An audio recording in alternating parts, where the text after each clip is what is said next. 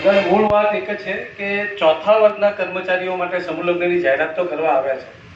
સાથે સાથે અમે લોકો છેલ્લા 6-8 મહિનાથી સુરત મહાનગરપાલિકામાં આપણા બધા વિવિધ પ્રશ્નો માટે અમે રજૂઆત કરતા જ હતા કે જેવી રીતે કે આ પંચિંગ પ્રથાની અંદર બધાને હેરાનગતિ થાય છે, એની અંદર કંઈક સુધાર લાવે અથવા તો એ બંધ થાય ને કંઈ બીજી વ્યવસ્થા ઊભી થાય.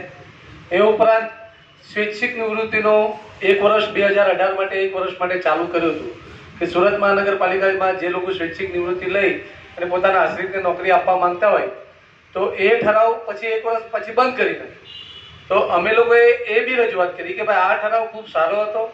જે લોકોની ઉંમર થઈ ગઈ છે એ લોકોનું શારીરિક શ્રમ કરવું થોડું અઘરું પડે, એની જગ્યા પર એના આશ્રિત તરીકે કોઈ નવયુવાન આવે તો સુરત મહાનગરપાલિકાને પણ ફાયદો થાય અને એનું પગાર ધોરણ બી ઓછું હોય તો સુરત મહાનગરપાલિકાને આર્થિક રીતે બી ફાયદો થાય. ને આ બાજુ જે માણસે પોતાના 25-30 વર્ષ સુરત મહાનગરપાલિકાને આપ્યા હોય તો એના ઘરની અંદર એક આર્થિક મદદરૂપ તરીકે એક નોકરી પણ શરૂ રહે.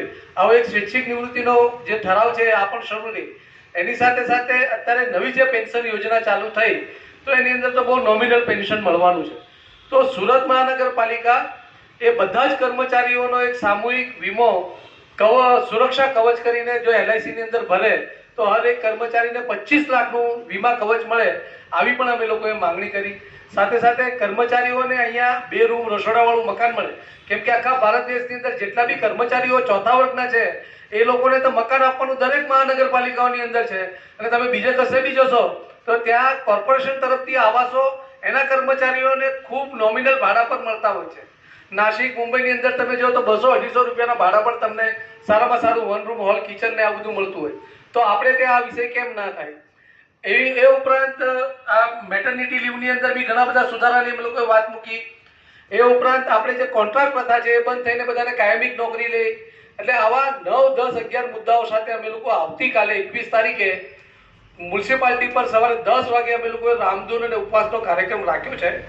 આમ તો અધિકારીઓને સત્તાધીશો એવું કીધું કે અમે લોકો તમારા માટે આ દિશામાં વિચારણાધીન જ છે, પણ એ લોકોની પર એક પ્રેશર ઊભું થાય, એક આયોજન ઊભું થાય કે આ તમામ કર્મચારીઓની માંગણી છે અને આ માંગણી ખરેખર લોકોના હિતની, કર્મચારીઓના હિતની છે.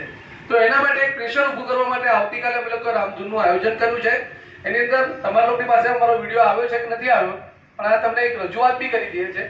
આની અંદર વર્ગ 4 હોય, 3 હોય, 2 હોય કે પ્રથમ વર્ગના જેટલા બી હોય એ બધાને આવરી લેતા આ 5, 7, 8, 9 મુદ્દાનું અમે લોકોએ આયોજન કર્યું છે.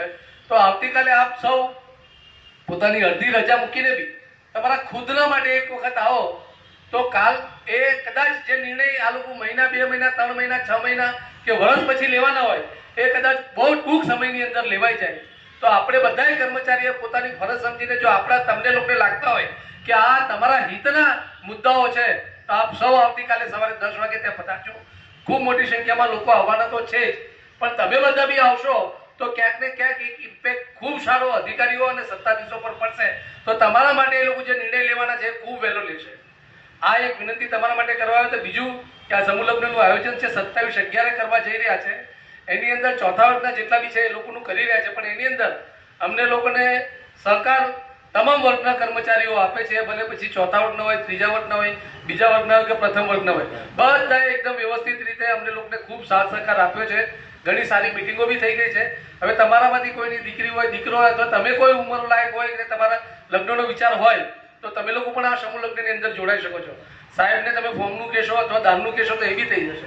આમાં દાન એટલા માટે ખાસ જરૂરી છે કે આ ખૂબ મોટું આયોજન અમે લોકો કરવા જઈ રહ્યા છે અને એની અંદર બધા બીજા બધા તો મોટા મોટા લોકો બધું કંઈક ને કંઈક આપશે, પણ તમારું બી ક્યાંક ને ક્યાંક આની અંદર યોગદાન થાય તો આપણો કાર્યક્રમ એવી ભાવના તમારા બધાની અંદર કેળવાય. અને આ કાર્યક્રમ આપણે બીજી બધી નગરપાલિકા, મહાનગરપાલિકાઓને બે એક દાખલા તરીકે કરી શકીએ કે કર્મચારીનો હિતની અંદર જ્યારે બધા ભેગા થાય તો તમામ કર્મચારીઓ એક સાથે હોય છે. આપ સૌએ અમને સાંભળ્યા.